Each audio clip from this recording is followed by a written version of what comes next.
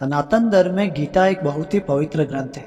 भगवान श्री कृष्ण ने अपने मित्र अर्जुन को महाभारत के समय दुविधा के वक्त जो ज्ञान दिया था वही गीता ज्ञान है। गीता में कही कई बातें मनुष्य को खुद से रूबरू करवाती है। अगर मनुष्य गीता की बातों पर अमल करे तो वो जीवन में असफल नहीं होगा और कभी धोखा नहीं खाएगा। ओम नमो नारायण।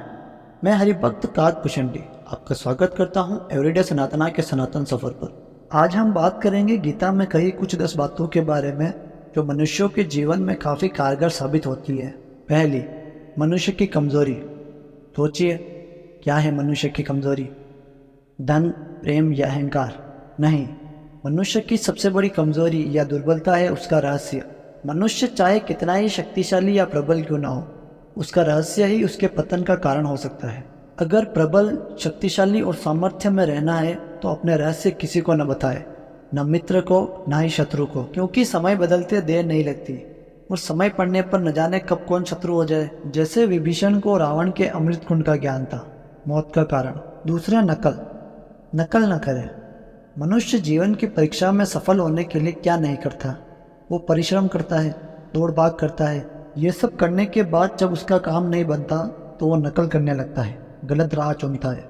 समय में थोड़ा पीछे जाइए और सोचिए अपने बचपन के बारे में कि जब विद्यालय में परीक्षा होती थी और आप ना सही लेकिन कोई और सफलता पाने के लिए नकल करता था और उत्तीर्ण भी हो जाता था। परंतु जीवन की परीक्षा ऐसी नहीं होती। नकल करने वाला सफल नहीं हो सकता, कारण विद्यालय के सबके प्रश्न पत्र एक से होते हैं, किंतु जीवन के प्रश्न पत्र और कठिनाइयाँ सभी के लिए अलग अलग, तो उनके उत्तर भी तो अलग ही होंगे ना। इसीलिए अगर आपको जीवन में सफलता पानी है तो नकल ना कीजिए, स्वयं के प्रश्नों का उत्तर स्वयं ही ढूंढिए और सफलता आपकी होगी। सोचिएगा। तीसरा, सफलता और असफलता क्या है? मनुष्य का जीवन हार और जीत, विजय पराजय, सफलता असफलता के बीच ही झूलता रहता है। आपके साथ भी अवश्य ऐसा ही होता होगा। जब आप सफल होते हैं तो मन प्रसन्न हो जाता है, आप खिलखिला उठते हैं, और वहीं जब असफलता हाथ आती है तो मन दुखी हो जाता है। लेकिन ये केवल मनोस्थिति मात्र है। सफलता का मतलब ही यह है कि हम कोशिश करते रहें, और हम असफल तब होंगे जब हम प्रयास करना बंद कर देंगे और मन से हार मान लेंगे। अगला बिंदु, निष्काम कर्म की शक्ति।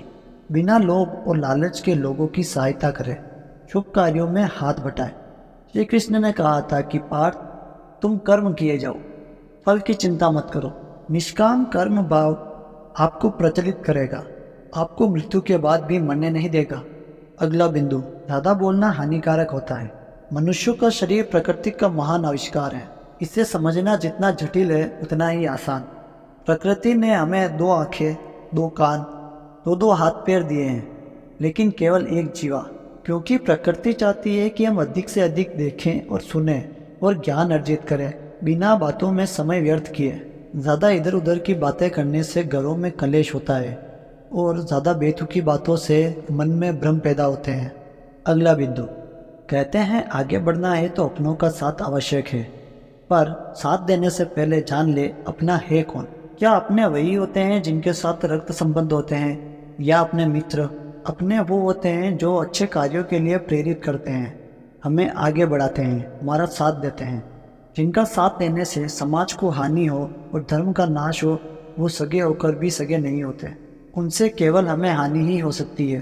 अगला बिंदु, प्रगति के लिए ज़रूरी है अपनों से दूर होना। अपनों से दूर हो जाना उन्नति के लिए आवश्यक होता है।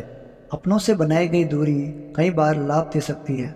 अगर आप माता पिता हैं तो आपको बच्चों को प्रेरित करना चाहिए अपने बल पर खड़े होने के लिए। अगर आप बिना सोचे उनकी सारी ज़रूरतें और ख्वाहिशें पूरी करेंगे तो वो उन्नति के पथ पर चलना ही भूल जाएंगे। अगला बिंदु है निर्णय लेना। हमारे जीवन में प्रारब्ध का स्थान है, पर हमारी प्रतिक्रियाएं अधिक महत्वपूर्ण होती हैं। हमारी सोच का प्रभाव होता है, क्योंकि यही हमारे जीवन को आकार देती है। अपनी सोच को हमेशा सकारात्मक रखिए और कार्य वह चुनिए जिसे करने में आपको आनंद आए। आखिरी बिंदु, समय हाथ से फिसलती रेत की तरह होता है, कितनी ही कोशिश कर लो उसे बांधा नहीं जा सकता। जो बीत गया है उसका दुख क्यों मनाना, और जो भविष्य में आने वाला है उसकी प्रतीक्षा में क्रोधित क्यों बैठना।